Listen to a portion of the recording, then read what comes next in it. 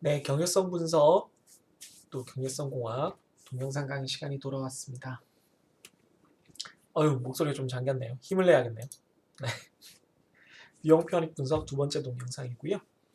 음, 뭐 겨울이 돼서 저만 추운 게 아니라 여러분들도 좀 추울 텐데, 너무 아까 학교 우리 과 잠바를 입었더니 19학번 학생들 잠바를 저도 하나 샀어요. 그걸 입었더니 너무 좀 몸이 이렇게 갑갑해져서 아까 찍은 화면을 잠깐 봤는데 제가 이러고 있더라고요. 네, 목이 없어진 것처럼 그러고 있길래 너무 추해서 조금 그래도 상쾌한 모습을 최대한 여러분한테 보여드려야 하니까 어차피 안 보겠지만 나를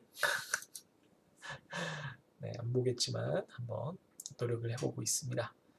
자, 예제를 하나 더 풀어볼까요? 네, 예제를 하나 더 풀어보겠습니다. 예제가 그렇게 많지 않으니까 마저 하나 더 풀어보죠. 이게 조금 더 현실적인 문제입니다. 조금 더 현실적으로 이렇게 구성된 문제인데요. 도심 교통 개선을 위해서 SOC 투자, 사회 간접 자본 투자라고 하죠. 투자를 한 경우를 예로 만들어 봤습니다. 뭐 이게 실제 값은 아니고요. 그냥 임의로 이렇게 만들어 본 거예요. 실제로는 이거보다 훨씬 더 돈이 많이 들어가는 대규모의 사업입니다. 기준 이자율을 5%로 잡았고요. 기간은 20년입니다. 교통을 해결하기 위해서 대전의 교통을 해결하기 위해서 두 가지 방법이 있다라고 생각을 하는 거예요. 두 가지. 하나는 R이라고 불리는 건 로드, 도로를 만드는 거고요. 도로를 만드는 거고 초기 투자액이 100억 정도 듭니다. 유지 보수 비용은 1년에 3억 정도 들고요. 교통 개선이 막 엄청 드라마틱하게 되지는 않을 가능성이 좀 있어요. 그래서 교통 개선 편익은 1년에 15억이고요. 오염 비용 절감은 2억 정도밖에 안 됩니다.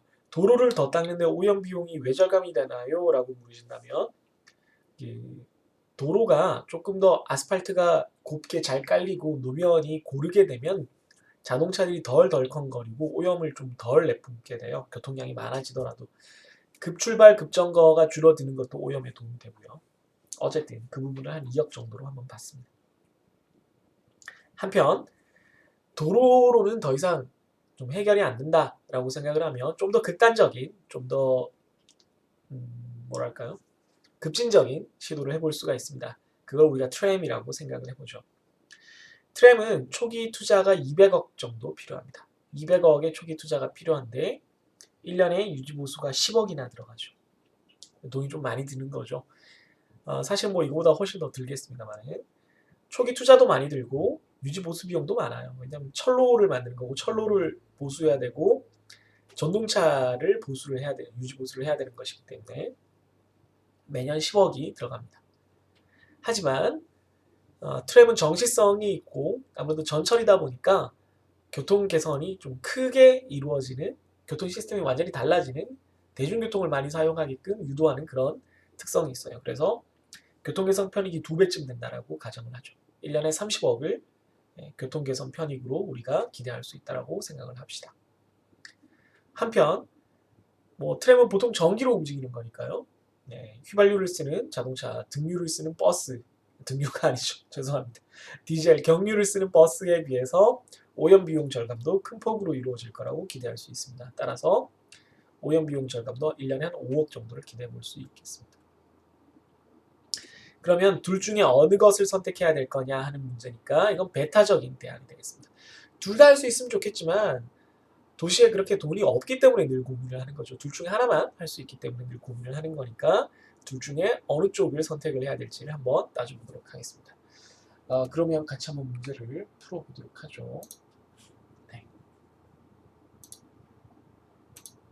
짠, 제가 다시 나타났네요. example 7.3을 보시면 이게 너무 많아서 화면을 좀 글씨 크기를 좀 줄여놨어요. 보시면 여기에 일단 도로를 기준으로 한 것부터 여기에 있습니다. 도로를 기준으로 한 것은 초기 투자가 마이너스 100억이고요. 100억을 투자를 해야 되고요. 그 다음 유지보수에 3억 원이 꾸준히 들어갑니다. 얼마나? 20년 동안 들어가죠. 맨 왼쪽에 보면 제가 이렇게 20년어치 시간을 표를 만들어 놨습니다. 이걸 뭐 이렇게 안 하고 뭐 A로 계산을 해도 되는데 그렇게 하지 마세요. 그냥 헷갈리니까. 여러분 문제가 또 중간에 다른 돈이 들어가게 제가 또 디자인을 할 수도 있고 복잡하게 디자인을 할 수 있기 때문에 그냥 이렇게 쓸 수 있는 환경이 돼 있으면 그냥 쓰시면 됩니다. 뭐 너무 긴, 뭐 50년, 60년이면 좀 힘들 수도 있지만 뭐 한 15년, 20년짜리 문제들은 그냥 이렇게 써서 푸는 게 더 빨라요. 교통 개선 효과는 1년에 15억이고요. 오염 절감 효과는 1년에 2억입니다. 자, 그러면 요 두 가지를 코스트로 볼 수 있고요. 요 두 가지를 베너핏으로 볼 수가 있겠습니다. 그래서 로드 R의 베너핏을 모아보면 베너핏은 여기 오른쪽 두 가지를 이렇게 선택해서 더해놓은 꼴입니다. 네, 이렇게 교통개선 효과와 오염 절감 효과. 그래서 지금 당장은 없지만 매년 17억이 꾸준히 들어오게 되죠. 코스트 같은 경우는 초기 투자와 유지보수 비용을 더한 거니까 첫 해에는 100억, 그 다음에 3억씩 비용이 발생을 합니다. 이걸 마이너스를 취해줘야 된다는 점, 이 부분 잊지 마시고요. 그래서 이 전체가 이만큼 구성이 됐으니까 이걸 가지고 5%에 대해서 베너핏과 코스트를 계산을 하면 됩니다. 베너핏을 우선 계산을 하면 5% 이자율에 이만큼을 다 넣어주고 연기간을 따로 이렇게 계산해 주면 되겠죠. 그죠? 그래서 구했더니 베너핏이 도로를 닦았을 때의 베너핏이 얼마냐면 211억 정도 된다는 거죠. 코스트는요. 똑같이 이렇게 코스트 계산해 주시고 연기간 계산해 주시면 137억 정도입니다. 따라서 BC 레이쇼를 구해보면 뭐 1보다 크니까 도로를 그냥 닦는 것도 의미가 있어요. 그죠? 베너핏이 코스트보다 더 크니까. 하지만 그걸로는 충분하지 않습니다. 트램이랑 비교를 해야 되겠죠. 그죠? 여기 글자가 잘못됐네요. 죄송합니다. 트램은 T입니다.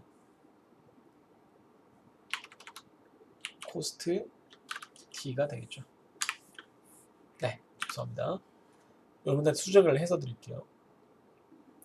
그래서 트램을 만든 경우에 베너핏과 코스트를 보시면 트램은 이쪽에 오른쪽에 또 만들어놨어요. 초기 투자가 트램은 200억이고 해마다 10억의 유지보수비가 들고요. 교통개선은 1년에 30억, 오염 절감은 1년에 5억이 발생을 합니다. 기대가 됩니다. 따라서 베너핏은 교통개선과 오염 절감 이 두 가지를 합쳐서 여기다 계산을 해놨겠죠. 그래서 지금 당장은 없고 그 다음 매년 35억이 이렇게 꾸준히 발생을 하게 됩니다. 코스트 같은 경우도 처음에는 200억, 그 다음에 10억이 꾸준히 발생을 하죠. 역시 양수로 바꿔서 계산을 해줘야 되고요. 그래서 이 자체를 베너핏과 코스트로 계산을 해주시면 베너핏이 이렇게 계산이 되고요. 코스트가 이렇게 계산이 되죠. 다 NPV 함수 쓰면 되고요. 이자율은 똑같이 5%를 쓰면 되겠습니다. 그랬더니 트램을 만드는 것에 베너핏은 436억, 코스트는 324억입니다. 이 경우도 베너핏이 코스트보다 크기 때문에 이 대안도 독립적인 대안이라면 선택할 만하죠. 그러니까 트램도 도로도 다 도시의 이익을 가져다 주고 있어요. 어느 게 더 좋겠느냐 하는 거죠. 물론 NPV로 계산하면 간단하겠지만 BC를 해봐야 되니까요. 그렇게 하려면 T 빼기 R을 하는 게 더 좋겠습니다. 왜냐하면 T가 베너핏도 더 크고요. 코스트도 더 크기 때문이죠. 그죠? 양수가 되게 만들어야 되니까 양수가 되게끔 베너핏도 T에서 R을 빼고 코스트도 T에서 R을 빼겠습니다. 그래서 계산을 하면 트램에서 로드에 베너핏을 빼준 값입니다. 224고요. 코스트 역시 트램에서 로드를 빼준 값입니다. 187이고요. 이 둘을 가지고 이제 비스 레이쇼를 구하면 187분의 224가 돼서 계산하면 1.2 정도 나옵니다. 1.2 정도. 이 계산의 의미는 뭐죠? 트램에서 로드, 도로를 뺐더니 비스 레이쇼가 1.2 정도 나왔다는 얘기는 트램이 더 좋다는 얘기죠. 그래서 트램이 도로에 비해서 더 많은 편익, 그러니까 이익을 사람들에게 효용을 가져다 주기 때문에 시민들을 위해서는 트램을 만드는 것이 더 좋겠다. 도로를 넓히는 것보다. 이런 결론이 나온다는 얘기입니다. 물론 이거는 이제 가상의 숫자를 통해서 한 거니까요. 근데 이 과정을 보시면 알겠지만 이 BC를 이렇게 계산을 했어요. BC를 각각을 다 계산해 놓은 걸 가지고 뺐거든요. 왜냐하면 베너핏과 코스트 그 자체는 이미 다 NPV 값을 기준으로 만들어진 것이기 때문에 NPV처럼 만들어진 것이기 때문에 얘네들을 이 베너핏끼리 빼주고 코스트끼리 빼준 다음에 BC를 구한 것과 똑같습니다. 이게 무슨 말이냐면 잠깐만 보실까요? 잠깐만 계산을 좀 해보겠습니다. 여러분들을 위해서. 네. 뭐 다시 지울 거니까요. 위에가 좀 이상해졌죠? 네. 그러면 네. 이렇게 하면 T 빼기 R을 해서 베너핏만 남기면 네. 여기서 얘를 뺀 거겠죠, 그죠? 네. 트램의 베너핏과 로드의 베너핏을 서로 빼준 거고요. 네, 이걸 여기를 더블 클릭하면 네, 이렇게 쭉 다 채워집니다. 코스트는 트램의 코스트와 로드의 코스트를 이렇게 빼준 값을 이렇게 만들 수 있죠. 네, 이렇게 할 수 있습니다. 얘네들을 똑같이 네, 이렇게 계산을 할 수 있어요. 네, 이렇게 빼서 그 다음에 NPV를 계산함으로써 베너핏의 현재 가치를 계산할 수 있어요. 코스트도 빼준 다음에 네, 그걸 현재 가치로 계산할 수 있어요. 이 값을 보면 이거랑 똑같이 나와요. 그죠? 그러니까 캐시플로우 단계에서 서로 빼서 이렇게 만들어 놓고 현재 가치로 바꿔서 B와 C를 구하는 거나 각각의 B와 C를 구한 다음에 그냥 그거 가지고 이렇게 빼준 거나 네, 결과가 똑같다는 겁니다. 그러니까 굳이 그렇게 할 필요가 없죠. 미리 빼준 다음에 하는 게 더 빠르겠죠. 네, NPV를 그렇게 할 수 있듯이 네, 그 차이를 말씀을 드린 겁니다. 네, 괜히 더 헷갈렸나요? 헷갈리지 않기를 바라는데 네, 잘 생각을 해보시고요. 네, 다음으로 넘어가도록 하겠습니다. 자, 이제 우리가 원래 약속했던 세 가지 대안평가법, 대안선택 방법을 배웠습니다. MPB, IRR, BC. 이 세 가지에 대해서 간단히 요약을 하고 그 관계를 살펴볼 텐데요. 이 내용들을 잘 기억해 두시면 앞부분이 잘 기억이 안 나, 조금 헷갈리는 게 있더라도 여기서 한번 싹 정리를 하고 복습을 하면 훨씬 더 쉽게 이해를 할 수 있으니까 잘 지켜보시기 바랍니다. 세 가지에 대해서 우선 요약을 한번 해볼게요. NPV는 정의가 각 캐시플로우들을 현재 가치로 할인을 한 거라고 했습니다. 네, 캐시플로우를 할인해서 다 더한 것, 네, 합한 것이 NPV라고 했어요. 그래서 디스카운티드 캐시플로우의 합이라고 우리가 정의를 했었습니다. IRR은 이 NPV가 지금 이렇게 생겼죠. 똑같이 써서 NPV가 빵이 되게 하는 이자율을 구하는 겁니다. 네. NPV가 빵이 될 때의 이자율입니다. 그래서 그래프로 나타내면 이때가 IRR이 되는 거였죠. 이렇게 이자율이 변할 때 NPV 값이 이렇게 변할 텐데 어떤 대안에 그때 빵이 되는 지점을 찾는 거라고 했습니다. 그럼 BC 레이쇼는 어떻게 생각할 수 있냐면 얘들은 플러스 캐시플로우의 NPV고 얘들은 마이너스 캐시플로우의 NPV거든요. 각각 NPV를 구해서 그 비율을 구하는 것이라고 계산하는 것이라고 생각할 수가 있겠습니다. 그러니까 나한테 도움이 되는 애들만 모아서 나한테 도움이 안 되는 애들만 모아서 베너핏과 코스트로 정의를 하고 걔네들의 현재 가치를 구해서 계산을 해주는 거죠. 그러면 BC 레이쇼와 NPV의 관계를 살펴보면 NPV는 베너핏과 코스트를 이렇게 비율로 구할 게 아니라 이렇게 빼준 거라고 생각을 할 수가 있겠습니다. 앞에서도 얘기를 했지만 NPV는 B 빼기 C고 BC 레이쇼는 B 나누기 C 이렇게 이해를 할 수가 있겠습니다. BC 레이쇼를 통해서 NPV를 통해서 BC 레이쇼도 IRR도 이렇게 설명을 할 수가 있게 되는 거죠. 다 연결이 되어 있는 셈입니다. 그러면 생각을 해보면 조금 더 아이디어를 내보면 NPV가 증가를 하면 보통 BC도 증가를 해요. 만약에 코스트나 베너핏이 고정이라면 그러니까 NPV가 증가를 한다는 얘기는 얘가 증가를 하거나 얘가 감소를 한다는 얘기거든요. 그죠?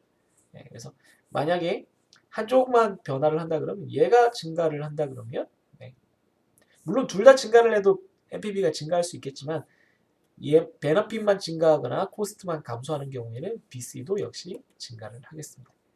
여기 단서 조항이 있어야 되지만 반대로 IRR이 증가를 한다 그러면 이게 무슨 얘기냐면 이니셜 인베스트먼트가 픽스라는 얘기는 초기에 투자하는 금액은 그대로인데 뒤쪽에 들어오는 돈이 어떻게 달라져서 IRR이 달라졌다는 얘기예요. 그렇다는 얘기는 IRR이 커졌다는 얘기는 이게 증가했다는 얘기니까 지금 위에서 보는 요 이자율과 NPV 그래프가 있을 때 원래 이런 상태였는데 이 뒷부분이 커졌다 그러면은 초기에 이것도 증가를 할 거고요. IRR도 조금 증가를 했으니까 이런 형태가 될 겁니다. 물론 미래 가치니까 현재 가치로 환산하면 좀 줄어들기 때문에 IRR이 똑같이 증가하지는 않고 조금 덜 증가를 할 겁니다. 그래서 IRR이 이렇게 증가를 했다는 얘기는 지금 현재 MARR이 어디든 간에 NPV도 이렇게 증가를 했다라고 우리가 생각을 할 수가 있는 거죠. Initial Investment가 고정일 때. 이런 관계들을 우리가 한번 생각을 해볼 수가 있는 거예요. 이건 좀 뭐 어렵게 문제를 꼬아서 내려고 그럴 때 내는 게 아니라 이 관계를 좀 직관적으로 이해를 해보기 위해서 드리는 힌트입니다. 그래서 이 세 가지를 한꺼번에 한 표로 이렇게 싹 정리를 해서 제가 만들어 놨어요. 제가 늘 이런 걸 만드는데 이게 좀 여러분들이 이해를 하는 데 진짜 도움이 되거든요. 같이 한번 살펴볼게요. NPV, IRR, BC가 있을 때 Do Nothing 대안의 NPV와 IRR과 BC가 어떻게 되는지를 생각해 봅시다. Do Nothing 대안의 NPV는 0이라고 했어요. 그죠? Do Nothing 대안의 IRR은 Do Nothing의 수익률이니까 MARR이 됩니다. Do Nothing 대안의 BC는 이때는 B와 C가 서로 같아지기 때문에 1이 됩니다. 그러면 독립적인 대안과 배타적인 대안일 때 이 NPV와 IRR과 BC는 어떻게 판단 기준을 가지느냐를 생각해 보시면 지금 여기 이미 만들어 놨지만 항상 똑같아요. NPV는 항상 0을 기준으로 얘기를 하고요. IRR은 항상 MARR을 기준으로 얘기하고요. BC는 항상 1을 가지고 얘기합니다. 아래쪽부터 먼저 볼까요? 오히려 독립적인 투자 대안일 때 IRR은 MARR보다 크면 됩니다. 배타적인 투자 대안일 때 IRR은 얘네들을 서로 빼준 것의 IRR이 MARR보다 크면 돼요. 그죠? MARR과 항상 비교를 하면 됩니다. 그러면 이렇게 됐을 때는 지금 배타적인 투자 대안을 비교를 해서 이렇게 됐을 때는 A가 B보다 더 좋다는 뜻이 되는 거죠. 이게 지금 이 경우는 A가 B보다 더 좋은 경우를 지금 묘사를 해놓은 겁니다. Benefit Cost Ratio, BC 같은 경우에도 BC를 구했을 때 1보다 크면은 그 대안을 선택을 할 수 있어요. 독립적인 대안일 경우에 Do Nothing보다 좋다는 뜻이 되겠죠. 배타적인 투자 대안일 경우에는 A 빼기 B의 BC를 구하면 됩니다. 그게 1보다 크면 돼요. 그런데 이렇게 구하는 건 우리가 방금 전에 예제에서 살펴봤지만 베너핏끼리 미리 빼서 구하고 코스트끼리 미리 빼서 구한 것과 같습니다. 그렇게 비율로 구한 것이 1보다 크면 되겠습니다. 그러면 A가 B보다 좋다는 뜻이 되죠. 항상 그러니까 이렇게 증부 분석을 하면 된다라고 생각을 하면 돼요. NPV도 마찬가지예요. 독립적인 대안일 때는 독립적인 대안 Do Nothing의 기준인 0과 비교를 한다. 이거는 아래쪽도 똑같죠. 다 Do Nothing과 비교를 하고 있으니까. 배타적인 대안들을 우리가 비교를 할 때는 아래쪽 IRR과 BC는 다 증부 분석을 했잖아요. NPV는 증부 분석 안 해도 되는데 그렇게 생각할 수 있겠지만 NPV도 증부 분석을 하는 거예요. 증부 분석을 해서 그게 Do Nothing 0과 비교를 해서 어떤지를 보면 됩니다. 다만 NPV는 증부 분석을 할 때 이렇게 증부 분석을 미리 캐시플로우끼리 빼서 NPV를 구해도 되지만 그 과정이 각각 NPV를 구한 것을 빼준 것과 똑같기 때문에 우리가 이렇게 계산을 하고 있는 거죠. 그래서 얘를 이렇게 우변으로 싹 넘기면 우리가 일반적으로 아는 NPV끼리 비교하는 그런 형태가 된 거죠. 얘도 사실은 증부 분석을 하고 있는 거예요. 그러니까 다 증부 분석을 하는 거고 NPV만 특수한 성질 때문에 마치 증부 분석을 안 해도 되는 것처럼 보일 뿐인 겁니다. 이해하셨나요? 여기까지 이해하셨으면 이제 이 세 가지 투자 대안의 성질과 그 특징 비교가 한 표에 다 된 거고요. 우리가 그 이자율 공식, 현금 흐름 바꾸는 공식을 제가 표로 하나 만들어 드려서 그걸 좀 잘 이해해 보시라고 말씀을 드렸잖아요. 여기도 마찬가지로 이 세 가지 간의 관계를 잘 이해하는 것이 아주 중요하기 때문에 이 부분을 눈여겨 보셨으면 좋겠습니다. 뭐 경제상식 파트는 나중에 또 설명을 드릴 거고요. 제가 굉장히 좋아하는 코알라 그림인데 여러분들이 그냥 끄덕끄덕 하시면 제가 굉장히 안심을 하고 수업을 이렇게 휙휙 넘어갈 텐데 그러지 마시고요. 모르는 게 있으면 유튜브를 통해서 댓글로 꼭꼭 질문을 해주시면 좋겠습니다. 질문을 많이 해주시면 질문을 바탕으로 제가 최대한 그 답변을 드리고 또 수업 시간에도 혹은 온라인 동영상 강의 시간에도 보충 설명을 다시 드릴 테니까 질문을 통해서 여러분들이 꼭 모르는 걸 체크하고 넘어가시길 바랍니다. 방금 세 가지 대안들의 그 내용들을 성격들을 서로 이어서 정의도 설명드리고 그 서로 간의 관계도 살펴봤는데요. 요걸 응용을 해서 제가 정말로 요 세 가지의 관계를 여러분들이 잘 이해하고 있는지를 이렇게 연관된 문제를 좀 이렇게 종종 내요.